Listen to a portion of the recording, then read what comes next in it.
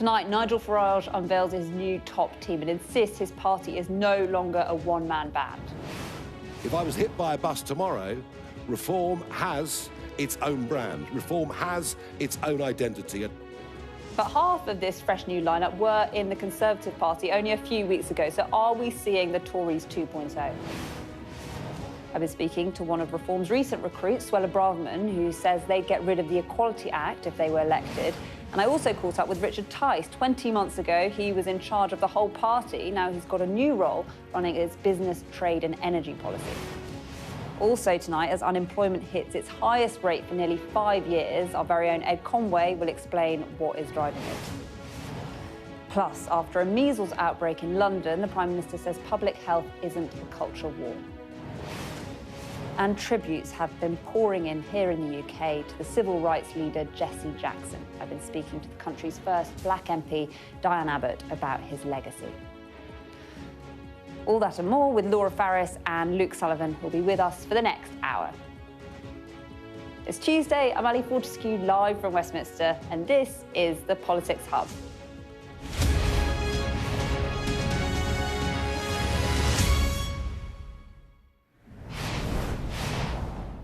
Hello, good evening. Now, I'm sure that some of you watching think that we, the media, talk much too much about a party that has just 8 MPs in Parliament. But today, we are going to talk about these 5 people, not just because of what it means for Reform, but what it means too for Labour, the Conservatives, the Lib Dems, the Greens, and everyone watching at home.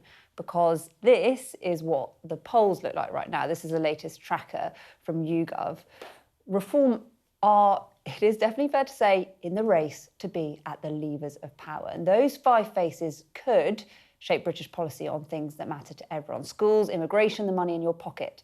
Nigel Farage's choice of his top team, declaring themselves the official opposition, which, by the way, they're not, sets out who and what Keir Starmer and Kemi Badenoch and all the others will have to pitch themselves against in many seats if they want to beat Reform. Well, I went to that announcement this morning and I caught up with some of Nigel Farage's new top team.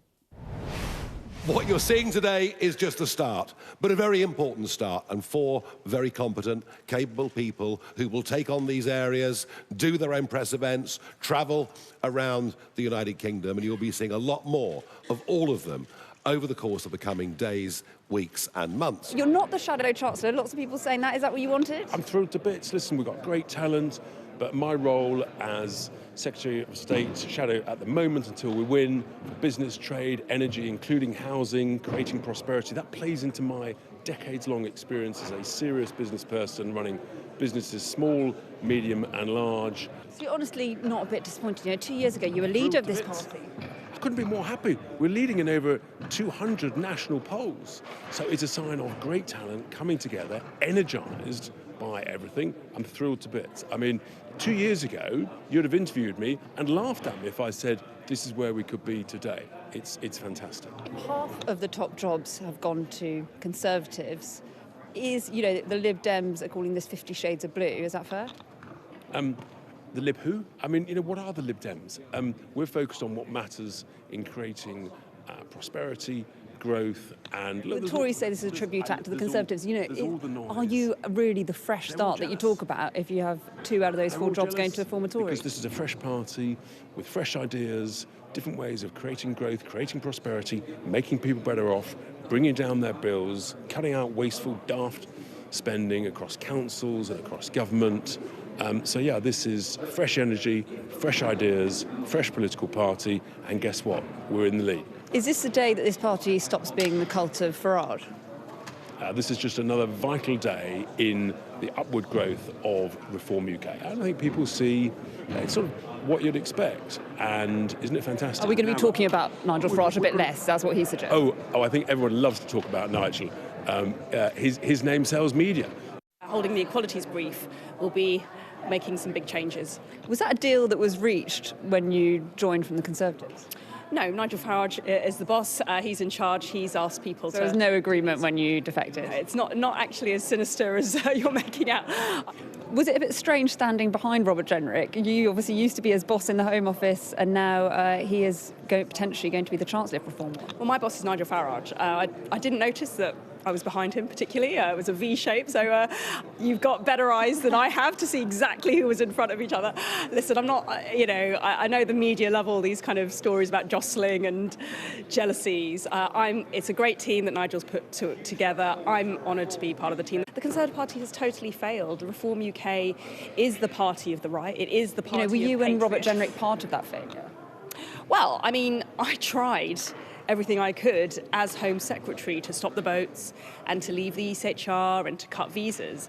And that attempt failed because I couldn't persuade Rishi Sunak to cut visas until it was too late. I couldn't persuade him to leave the ECHR because everybody around the cabinet was opposed to it. Reform have made a big play of being, the party of democracy, pushing for those local elections to not be cancelled. Do you think, therefore, that there should be by-elections in seats like yours, where MPs have defected from the Conservatives to the Reform Party?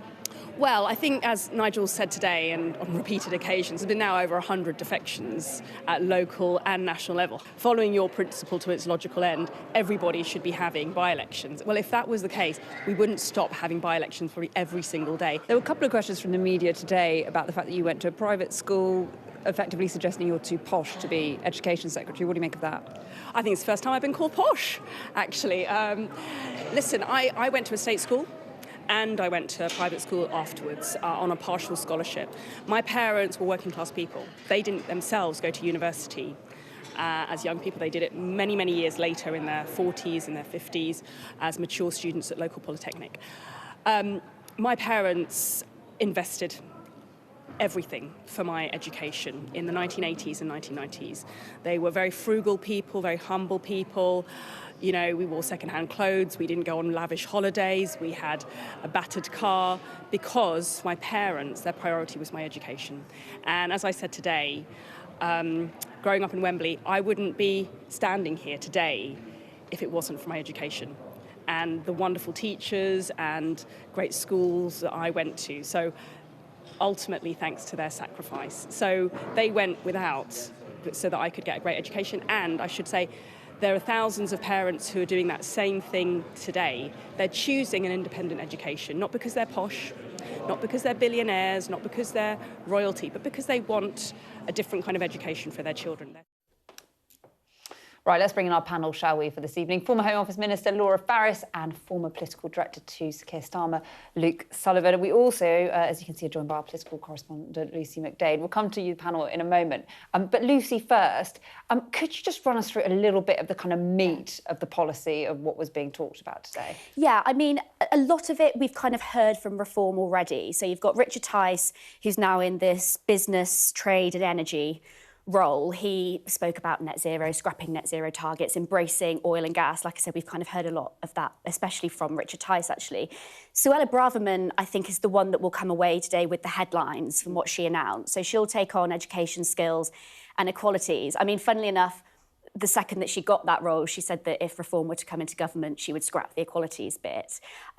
She spoke about repealing the Equalities Act 2010, and that's obviously talking about, preventing, safeguarding people from discrimination at work, so maternity rights, equal pay, that type of thing. I mean, it doesn't matter who you speak to kind of in different political camps, there is an argument for reforming the Equalities Act, but unsurprisingly, there's been a lot of backlash to that announcement. She spoke about reforming the curriculum, a patriotic curriculum to help people foster a love of this country. We don't have a huge amount of meat on the bone around what that actually means, so I think we'll get that at some point. But one of the kind of the interesting things about today, I think, and Richard Tice just said it in that interview with you, he said something about Nigel Farage, I can't remember the exact quote, but Nigel Farage, being the one that attracts the media. The point of today was Nigel Farage saying, he actually said, if I was hit by a bus tomorrow, Reform has its own identity. And I think if you speak to people, that might be one of the things that they'll struggle with, because it is Nigel Farage, as Richard Tice said, the one that makes the headlines. Yeah, and he was in the centre of that group. But, he is saying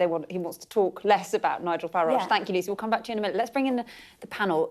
Laura, you obviously have worked with both Suella and Robert. Were you in the Home Office with Robert? Robert, yeah. What did you make of what you saw today?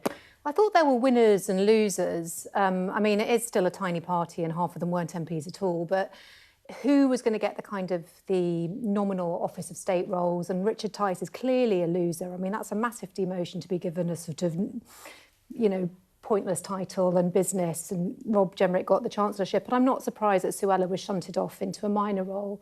I think she'll be very low impact, because she always is when she's anywhere near any sort of position, and she'll just say shocking things. But I mean... Was it hard to watch as a Conservative? Well, I'm not surprised that Rob got a better job than her, because he's more able than she is. And it's not really difficult, because her political career was over in the Conservative Party, and she'd been on the backbenches, barely coming in. And it was a matter of when, not if, she would go. It is her last possible chance of having any kind of political future, and she's desperate, and I think that's reflected. Rob Jenrick more able than she is? Rob Jenrick's more able than Suella by In what way? Well, he's more intelligent and he's more hardworking. I mean, that's just a fact. And, you know, Rob Jenrick would have said that about himself. I mean, it's not a secret across the entire House of Commons. I think the other thing, just picking up on that point, though, I still think it is the Nigel Farage show. And when you look at the people who sort of stormed out of reform, Ben Habib, Rupert Lowe, and even Zia Youssef, you know, left and came back, all of them said the same thing, which was there's a complete absence of any shared decision-making, that it was all about Nigel.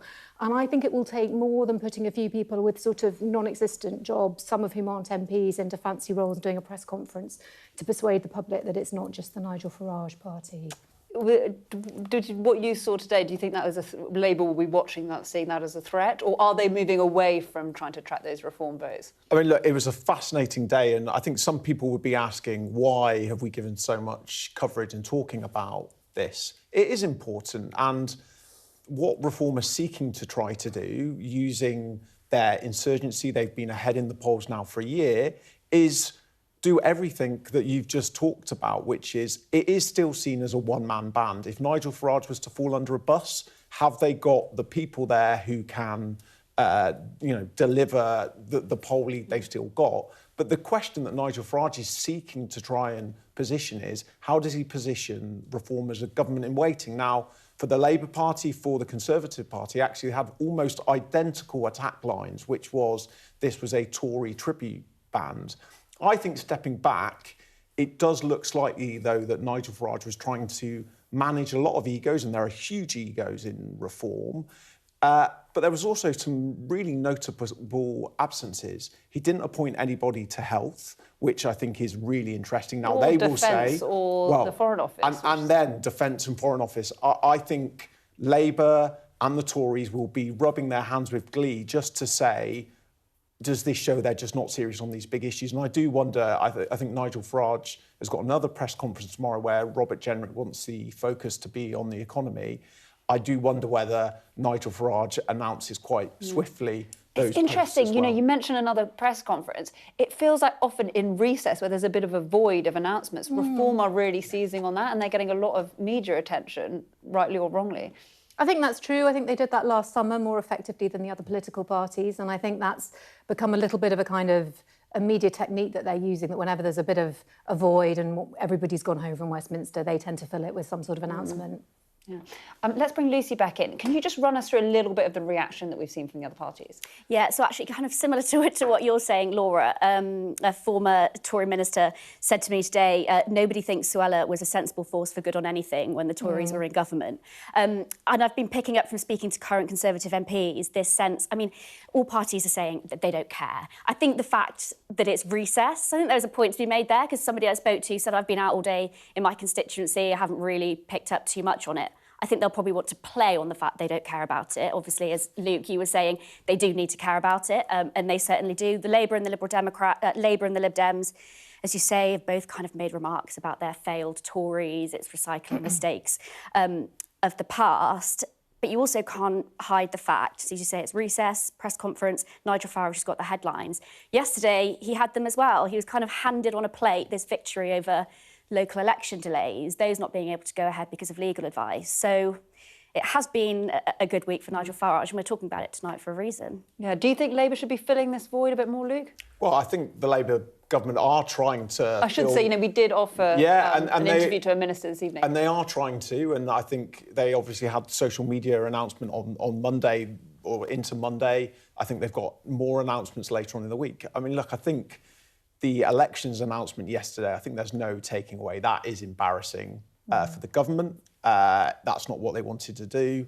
I think it was a difficult choice that the government took it to understandably change tack. They've had to do it because of the legal advice, but I think that's going to have a bit of a long tail. And look, when you're struggling or you have difficulties in the polls, stories that come along that you could sometimes just bat away, you know, are harder to, and it's just part of the political weather. But just to your point about Nigel Farage, look, this is a tactic. I think we can get the polls back up, actually. This is a tactic he keeps doing, and it's effective. He took 25 questions from journalists today. Now, 25 journalists who each get to write their own version of a story. And look, you might not like the answers, you might think he was dismissive and rude to certain journalists, but look, he's filling a void, and I do think maybe the government needs to try and do that at times as well. I mean, that poll lead, that is why it is important to listen to what they're saying. I mean, also, they are calling themselves, well, they were today, it's not right, the official oppositions. Obviously, the Conservatives are the official oppositions, but do you worry about that?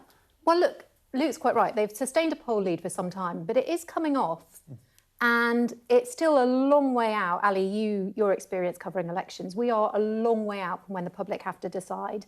He's such a polarising figure as well that when it comes to it, I think there will be as many people who are willing to vote tactically to prevent reform from succeeding. And that may apply to other parties too. It may apply to the government. So I think, in fact, you've got quite a lot of messy churn, and I think it's really, really difficult to tell how Reform are really performing, although, of course, I concede they have a poll lead. I've had quite a lot of conversations recently with, you know, ministers, Labour MPs, and there is a sense, a concern from some are happy that Labour could move away from trying to steal that reform vote towards the left. Do you think is that something that you're hearing about? I think there is obviously people are trying to position.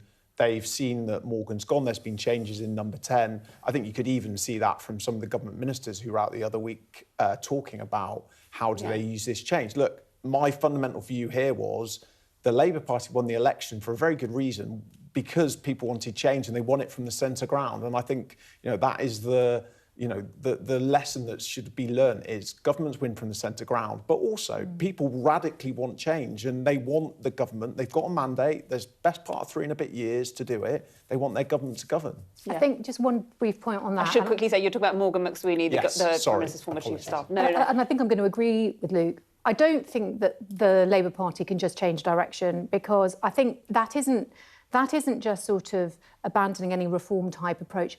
They have got to do something about the small votes, or they will lose catastrophically at the next election. And that's not coming onto reform's ground. That's answering an imperative that the British people have now clamoured for a number of years. Thank you, Laura, Luke, Lucy, lots of L's this evening. Thank you all. We will come back to the panel very shortly. And that story is sure to feature heavily on our late night programme. The Wrap tonight here from 10 p.m. Here to discuss all today's big stories and the best of tomorrow's papers will be the political editor of The Sun, Jack Elsom, and journalist and broadcaster Jenny Kleeman. We'll just bring you a little bit of breaking news that's come through to us in the last hour or so. Russian athletes are to be allowed back into the Paralympics, competing under their national flag for the first time since 2014. Well, our sports correspondent, Rob Harris, joins us now. Rob, tell us what's happened. Well, we haven't seen at an Olympics or Paralympics since 2014 Russians competing under their own flag and anthem, marching at the opening ceremony. That will now happen at the Paralympics next month in Milan Cortina. The Culture Secretary, Lisa Nandy, had been calling on the International Paralympic Committee to overturn their decision to reinstate Russia, along with 27 other European governments. The IPC have not followed suit. In fact, there had been thought that even though the ban was lifted, there wouldn't be any Russians competing because they hadn't been able to qualify in time. But now Sky News has been told tonight by the International Paralympic Committee that 6 Russian athletes have been granted wildcard places to be able to compete at these Winter Olympics. Now, Russia was first banned from the Paralympics, along with the Olympics, for running a state-sponsored doping scheme when they hosted the Winter Games in Sochi in 2014. Then, later on, as that ban was about to be lifted, the full-scale invasion of Ukraine happened in 2022 between the Olympics and the Paralympics in Beijing. But increasingly, in the IPC, they believed it was harder to justify, say, banning Russia along with war ally Belarus, and not other countries. They were under pressure from their own membership about this potential inconsistency about banning countries during conflicts. And the government here was also perhaps under the wrong impression about why the ban was ever in place. Now, Lisa Nandy, the Culture Secretary, has been saying that Russian aggression should not be rewarded. It isn't time to bring them back in from sporting isolation. But the Paralympic leadership told me at the end of last year that the reason the ban has been lifted is they no longer see Russian sports people using the war to promote using sport to promote the war. They believe that is no longer happening. So not directly as a result of the war itself, the ban is in place. But this is sure to provoke quite an angry reaction. The Ukrainian sports minister I interviewed out in Italy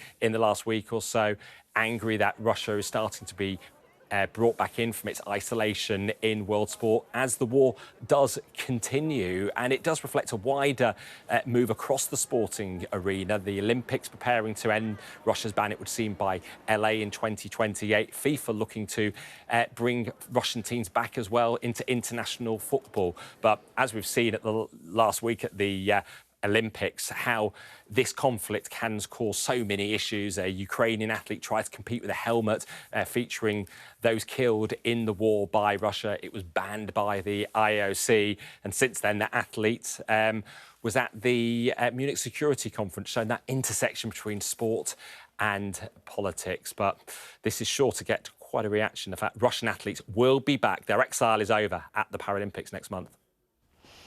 Rob Harris, thanks so much. Let's quickly get some reaction from our panel, Laura and Luke, to this. Luke, is this a sign Russia being allowed back onto the world stage?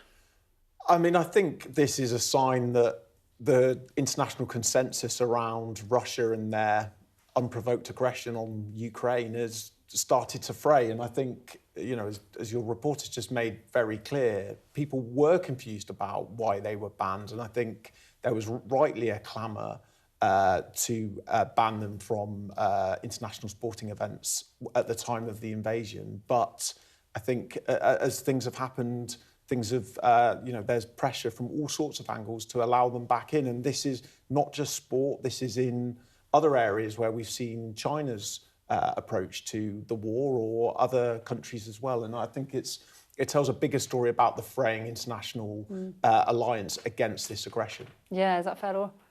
I think so. I think actually symbolism matters, and I think they should have been excluded. And I think, I'm afraid, I think it is just as a kind of public fatigue actually that's creeping in, which was always the risk with a long-running conflict. And it was, I think, exactly what President Putin was hoping for. OK, thank you both. We will come back to you very shortly. You're watching the Politics Hub. Coming up. Unemployment hits its highest level for nearly 5 years. But what's driving the increase? We'll have our analysis from our data and economics editor next.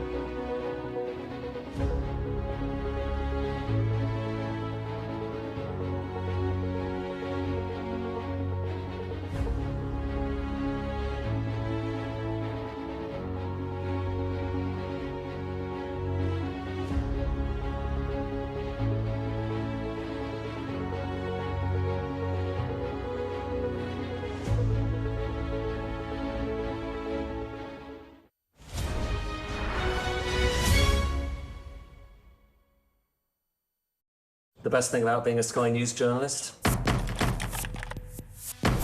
going to take you behind the scenes here for Election Night Live. They have gone up and up. Being a Sky News journalist. Ed Conway, Sky News, is anyone going to talk to us? Mortgage rates did go up very sharply during your time in office. Here it is. First off, just the scale of what we're looking at. Our data shows it's been happening. Question is, why it hasn't been stopped. Now, the UK's unemployment rate has risen to its highest level for nearly 5 years. The jobless rate ticked up to 5.2% in December. But what is driving that increase? Well, our economics and data editor, Ed Conway, has been taking a look through the figures.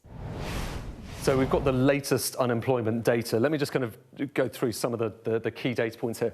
That's overall unemployment. And this line is showing you can see that was the post-financial crisis period. It came down, and then you had the pandemic. And here's what's significant. It's starting to grind higher, and that's 5.2% where it is at the moment. That is the highest in 5 years in terms of overall unemployment, the number of people, or the percentage of people who are out of work and who are trying to kind of get work at the moment. Highest in 5 years. And that's looking overall, so all age groups. If you look at youth unemployment, here's what's kind of striking here. So that's high enough. But look at youth unemployment. It's always higher because this is young people trying to kind of get into work, a lot of time in their first jobs. That is actually the highest in 11 years. So it's tough, for everyone right now, particularly tough for young people. And if you look not just at unemployment, which is that formal measure of people who are out of work, but also the percentage of people who are just not in the labour market at all. It's called economic inactivity, and it's an important thing to focus on. Look at this. So same axis again. Look at that. It's even higher, particularly for young people, so 16 to 24. And what we're going to do is look not just back to 2010, but we're going to go back all the way to 1992. So it's the same data, but going to 1992, when you kind of get a sense of the trend. Look, 1992, 25%. But it's just kind of gone up and up and up and up. And the striking thing about this is it doesn't seem to be kind of going up and down when there's recessions or indeed recoveries. It's just getting higher. More and more people each year, young people in particular, not in the workforce, up to 39%, so up from 25% to 39% in recent decades. That's kind of striking. In terms of the overall comparison, UK versus other countries around the world, this is showing you the unemployment rate in the UK. It is 5.2% in our measure, but actually these are the most comparable data points. The UK is middle of the pack, so you've got Japan, Germany, the US there, the UK, Italy, Canada, France. Doesn't look so bad, does it? But here's what's significant, okay? So look not just at the overall level, but look at how it's changing over the past year. And here's what you see. That's the change over the past year. So UK up by 0.7 percentage points, faster than any other G7 nation. So that is a cause for concern. And so if you put it all together, the Bank of England, they are focusing on interest rates. Obviously, interest rates up at the moment, 3.75%. They've come down quite a bit. Before these numbers came out, most economists thought they might wait all the way till April, kind of end of April, actually, to cut them again. The question at the moment for most economists is when rather than if. Down to 3.5%. Now they think that might come even sooner, so maybe as soon as next month, March, just because they're concerned. They think inflation is, relatively under control, but they're concerned that you've got other things, relatively weak growth and unemployment on the rise. Well, for more on this, a little earlier, I did also speak to the former director of the Institute for Fiscal Studies, Paul Johnson. Well, it's worth saying it's not really a big jump in these latest figures. It's a small increase, but it has been on a gradual upward trajectory for a period now, so that we are overall at the highest level of unemployment essentially since the pandemic. And if you're looking at young people, you're looking at a really big increase over the last few years. It's actually higher than it was even during the pandemic for the under 25s. Now, there's all sorts of things going on here. We've got a general slowdown in the economy. Remember, the economy only grew by 0.1% in the last quarter of last year, and that you would expect unemployment to be probably rising when you get such pathetic levels of growth. And also, of course, we've got significant increases in the costs of employing people with growth in national insurance contributions, minimum wages, and so on. So do you think the government should be, it sounds like you're saying some government policies are causing this. Do you think there should be more policies to mitigate it? Well, we don't know for sure what's causing it, but if you look at where the jobs are being lost, they are in those areas where government policy has been most impactful. So in the sort of retail and hospitality sectors and in low paid areas and for young people. And that's where the big increase in national insurance contributions have hit, and also where big increases in minimum wages for younger people are having an effect. So there's certainly some evidence to suggest that some government policies are behind it, but of course there's a lot else going on in the economy. Now, government would say they're putting money into things like apprenticeships and helping people into jobs, but they're not doing it on the same sort of scale, for example, that the last Labour government did at the end of the 1990s, when they had this very big programme called the New Deal for Young People, which was pretty well focused, pretty well designed, a substantial amount of money behind it. And also, of course, at that point, the government wasn't increasing the costs of employing people towards the bottom end of the labour market. Do you fear for that young generation, people just coming into the work market now? Well, I think there's lots of things facing them. In the short run, of course, we've got this very high level, as we've said, of youth unemployment. We know that graduates are struggling to find jobs at the moment. The particular area of the labour market where there are fewer jobs than there have been are for those starting jobs for young people. Some of that may be to do with AI, we can't be sure, but there's some evidence of that. Now, I suppose what is most worrying is that we do know from previous episodes of higher unemployment, higher youth unemployment, that the consequences of this can last a long time. So if you're struggling to get into work, or you're going into lower level work than you otherwise would have done, the chances are you'll be earning less 5 or even 10 years later than you would have done if you'd gone into the labour market when things were going better. I mean, on the upside, these effects do seem to dissipate eventually, but it takes a long time for people who struggle to get into the labour market to be doing as well as their peers who enter the labour market when things are going better. And, people say that if you don't get a job by the time you're 24, it then becomes very difficult to get one after that. So it is a big problem. Well, the longer you're out of work, the harder it is to get work. That's absolutely for sure. And if you're long-term unemployed, it becomes the longer you're out of work, the less likely you are month by month to get into work after that. And if you've really not had any work experience by the time of 24, then employers will look at you askance. You'll have lost perhaps some of the things you've learned if you've been to university or you've developed other skills beforehand. So you shouldn't sort of give up at that point, but at any age, the longer you're out of work, the harder it is to get back into good work. Let's bring our panel back in, shall we? Laura Farage and Luke Sullivan. Luke, what do you make of these unemployment figures? I mean, particularly for young people, it is concerning, isn't it? There's no denying there looks like there's a problem there, and I think the data shows that, and the government have recognised that as well, that young people, I think, have got a real difficulty with what is a really rapidly changing labour market. Is that because of policies as well? Look, raising national insurance, businesses finding it very hard to employ young people. I mean, interestingly, that was put minimum wage as well, I should say. Interestingly, that was put to Alan Milburn, who is doing this review into youth employment on the Today programme, and he said no.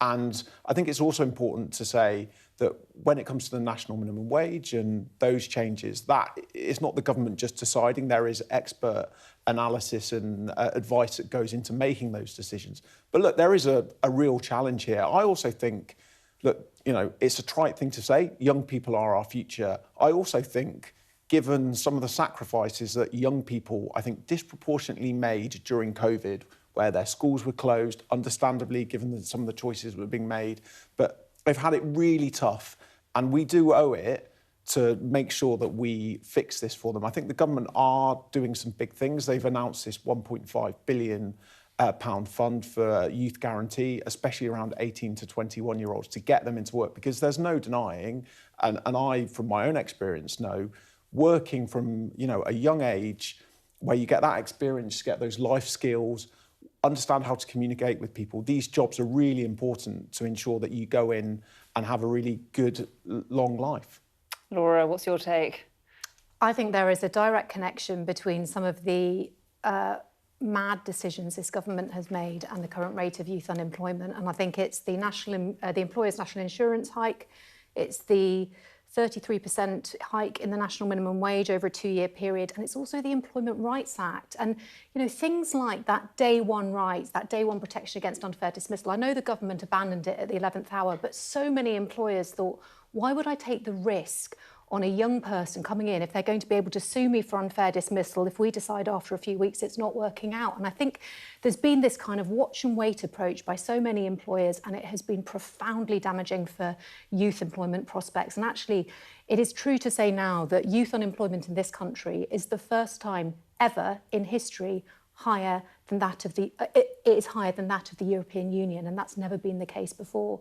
So I think it's really profoundly worrying, and I think there need to be some radical changes and fast if this problem isn't going to get worse. The Employment Rights Bill hasn't passed yet. No, it's not. Do you think there should be a rethink? Well, look, I think I know it's easy to reach for that and to make that look. It hasn't come into law yet. It's not. Look, it may around the edges be, affecting some behaviour. But, you know, I think it is important to remember, if a worker under 21, an employer is not paying national insurance, there are a whole range of factors here. And I do think it's important just to step back and look at the evidence. I think it'd be very easy to say it's this and that. That's why the government have got Alan Milburn doing this review. He's a Labour man, well, so he's probably going to defend their policies. I think, we did some polling actually at where I work of businesses, and all of them were kind of, the overwhelming view was that they were sort of paralysed by the Employment Rights Act because they didn't know what kind of impact it would have, and they just weren't willing to hire and take the risk. And I think that is a really scary unintended consequence of what is meant to be a reinforcement of workers' rights. It'll just take people out of the workforce altogether. Is that a fair point? Well, look, I mean, obviously businesses are going to make their own views, and obviously any change and uncertainty, it does require the government to carefully explain and be really clear what it's going to mean. I would be very surprised if it was just any one single factor, and I think it is important that we have Alan Milburn do this piece of research. I think anybody who heard him earlier on would say this was not somebody who was pulling their punches. He was talking about systemic problems. I mean, I think it's important. Obviously, there is party politics in this, but youth unemployment has been rising for a number of years. The government recognise it's too high and are aware that this is a problem, but we actually need to act now and as quickly as possible. And that's what the government are seeking to do from April with their youth jobs guarantee. Do you think Kemi Badenoch has the answers to this? I think they are pretty clear, the Conservatives, that they would repeal the Employment Rights Act and that they would be looking to bring down employers' national insurance. And all the last measures we took in our final budget was to try and reduce national insurance, albeit on the employee side. So I think those two levers would be pulled immediately. Would they be a silver bullet? Probably not. But I do think that they are very keen on removing the barriers to youth recruitment. OK, thank you both.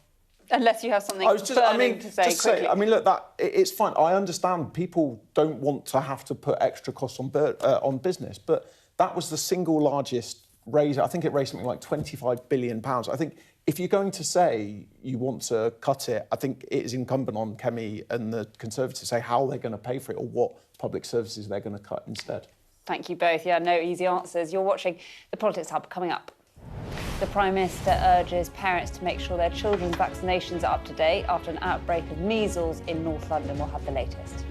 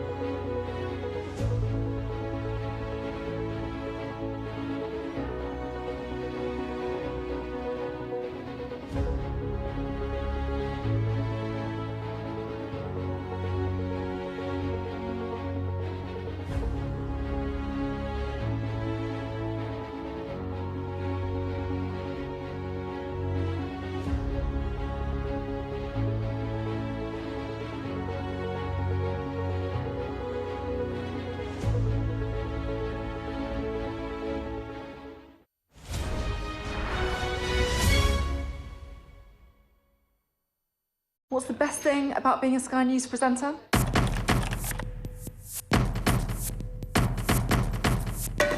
We've done the work and the reading, so you don't have to. Being a Sky News presenter. Hello and welcome. Westminster, the heart of British politics. I'm so sorry about what happened to you. So what on earth is going on? It's not true. Can I tell you what I think is really unusual? Mornings with Richard and Frost. Let's crack on. Let's get started. The Prime Minister's warned against what he calls conspiracy theories about measles vaccinations after an outbreak continued to spread through children at schools in North London. Sir Keir Starmer urged parents to check their children up to date with their vaccinations, saying public health isn't a culture war. Here's Sky's Emma Birchley. Mohammed is 12 years old, but only just having his second MMR jab, needed to protect him from measles. It's usually given before starting school, but too many children have missed out. And now Enfield is in the middle of a significant outbreak, with 34 confirmed cases and twice as many suspected to have caught it. If someone gets these measles, so people can feel very unwell. So I don't want my children to suffer that. 1 in 5 of the children with measles has ended up in hospital. It can cause complications such as pneumonia, brain inflammation, and in rare cases, even death. So give me an idea just how contagious measles is. It's very contagious, so it's airborne, so it can stay in the air for up to 2 hours. So if I'm infected by measles and I leave the room, you can come into the room and you can be contracted with measles. In fact, measles is 6 times more infectious than COVID-19, but it's hard to spot, starting with contagious cold-like symptoms, even before the rash arrives.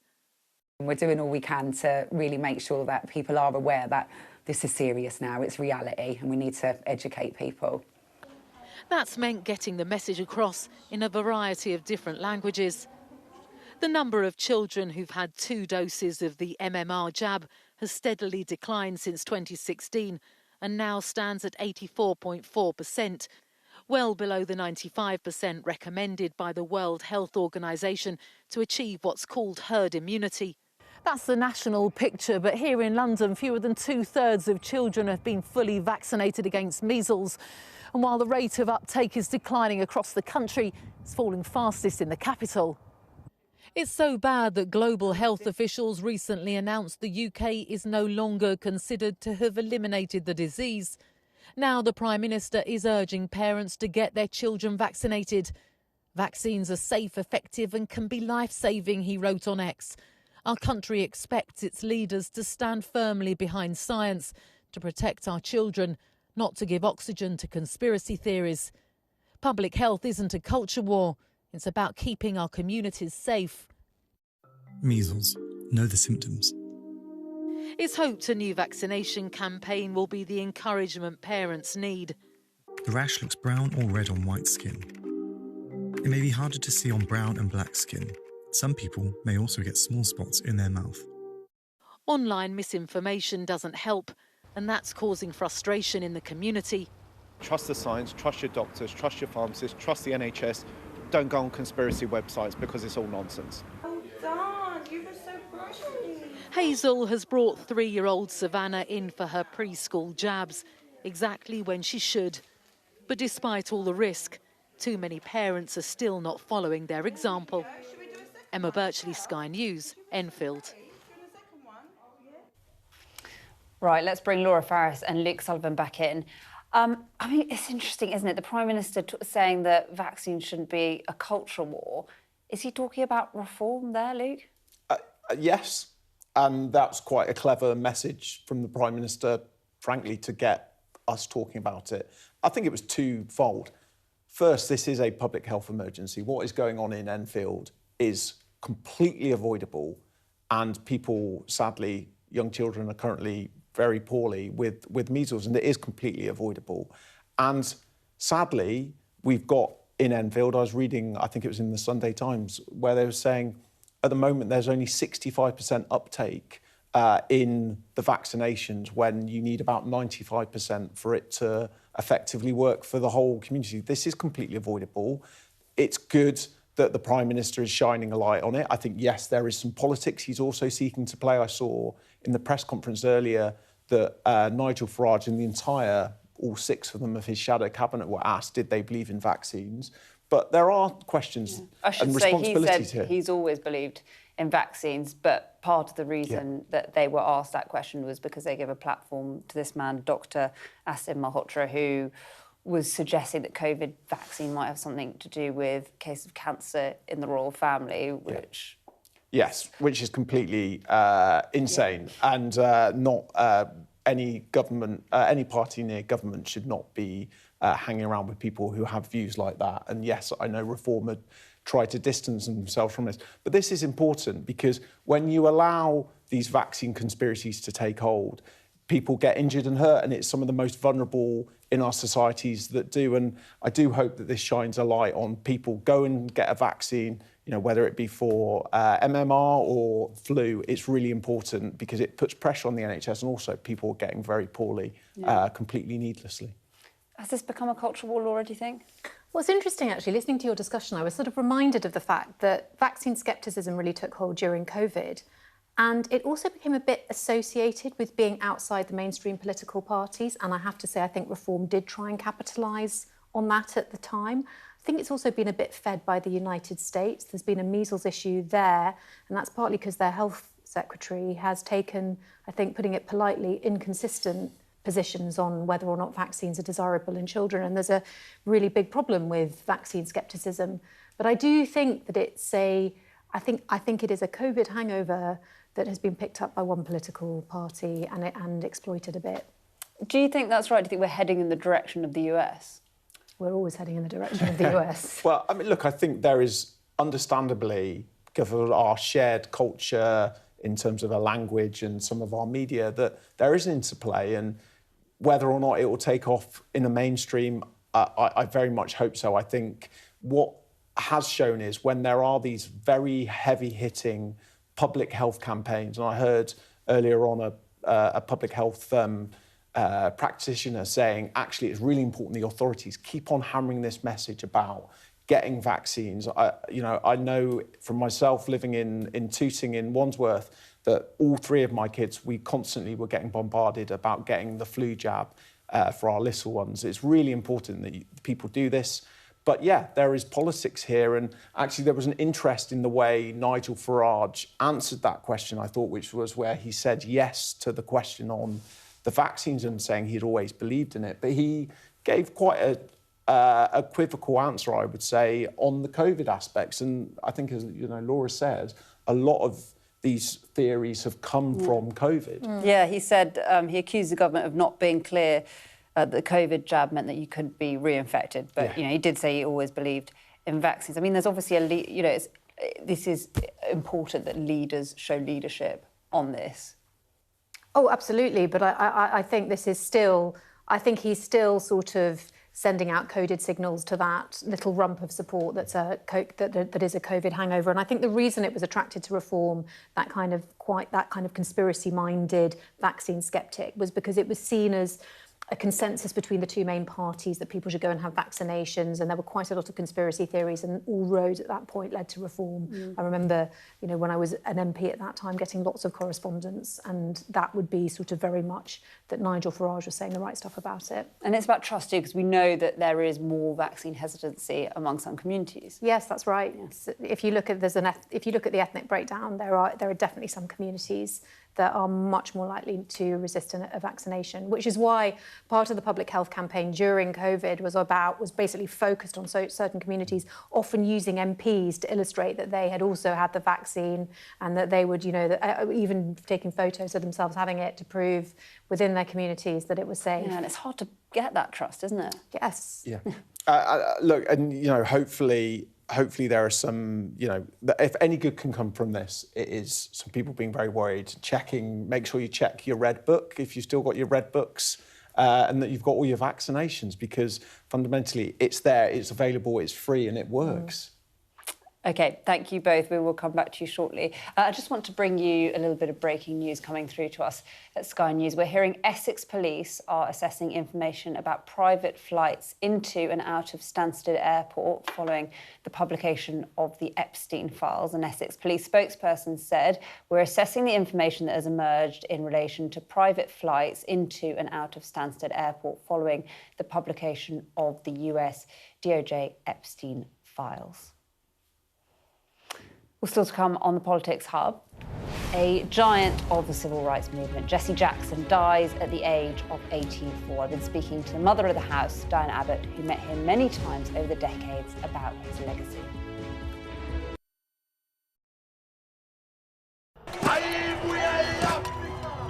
It's like a football final with only one team on the pitch. This isn't just a call to vote, but a call to remember. The freedom fought for by the African National Congress. I'm Yusra Al-Bagher, Sky's Africa correspondent based in Johannesburg, South Africa. A cyclone and 2 burst dams wiped out hundreds of generational homes. This was the second dam that the floodwaters hit before it tore into Derna. We are in the heart of Nairobi, and we're watching as protesters were heavily tear gassed. The sheer fearlessness and persistence of these guys is astonishing. We help you understand the world with us. I remember going into the iconic Omdurman market in the heart of Sudan's capital for the first time since the war started. And this is what's left of it. Bullet holes through buildings, shelled balconies, bullet cases on the floor.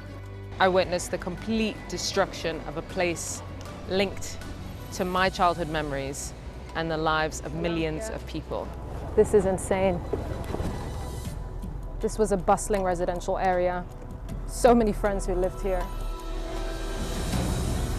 My most memorable interview was with a 15-year-old boy who'd survived being stranded on a migrant boat on its way from Senegal to the Canary Islands. After 13 days, our food, water and fuel supply ran out. I felt awe when we saw the mountain gorillas in Rwanda.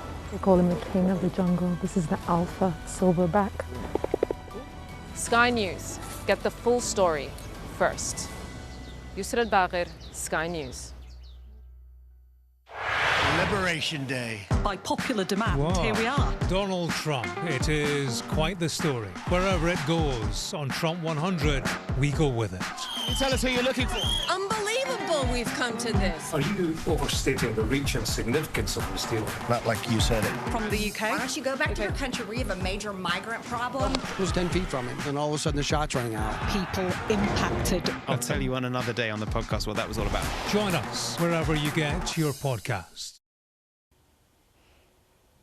Well, today's news agenda has been very much dominated by the announcement of the death of Jesse Jackson, a giant of the American Black civil rights movement at the age of 84. But he was also intimately connected, I should say, to the campaign for racial equality here in the UK over many years.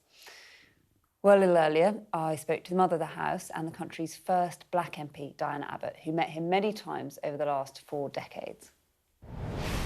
I was so sad when I heard the news because although he lived in America and I lived in London, he was very much part of my life and had been for over 30 years.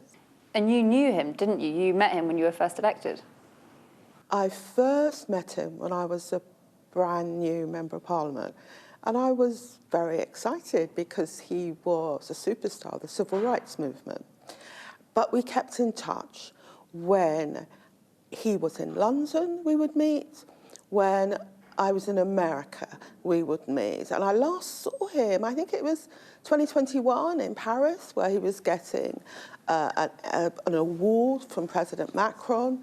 But he was obviously an inspirational figure, but he was also very funny and empathetic and always a pleasure to spend time with. And what do you think his legacy will be? What message will you carry forward? Well, I hope his legacy will live on, but we're in the time of Nigel Farage and Trump, and it's almost like we're going backwards on issues of racial equality, certainly. What lessons do you think he would want us to reach for now? He would like us to support each other. He would like us all to work for equality, and he'd like us all to be brave. He was very brave. Our panel is still here. As you can see, Luke, I believe you met Jesse Jackson. Very, very briefly, he came to the Labour Party HQ, I think, when during the general election in 2015, and did a tour of the Labour Party. And I was looking on some of my social media feeds, and ex-colleagues had been smart enough to get a photo. But yeah, I mean, obviously a huge figure, and one understandably there's a lot of reaction to, because I think, as the obituaries have shown, he was a pioneer. He also smashed the glass ceiling in the sense of helping get to a place where President Barack Obama could be elected in 2008. And there's this wonderful image, I think, of Jesse Jackson with tears streaming down his eyes, watching Barack Obama acknowledge he'd just been elected. OK, thank you both. Really, Laura, I don't think we've got time, I'm afraid. Thank you so much for coming in. A huge day. Jesse Jackson, an absolute icon of the US civil rights movement. Well, tonight, we will see you tomorrow night, I should say, at 7 o'clock. Matt Barbette is on the UK tonight very shortly. You can tell I've been on maternity leave. Thank you very much. See you tomorrow evening.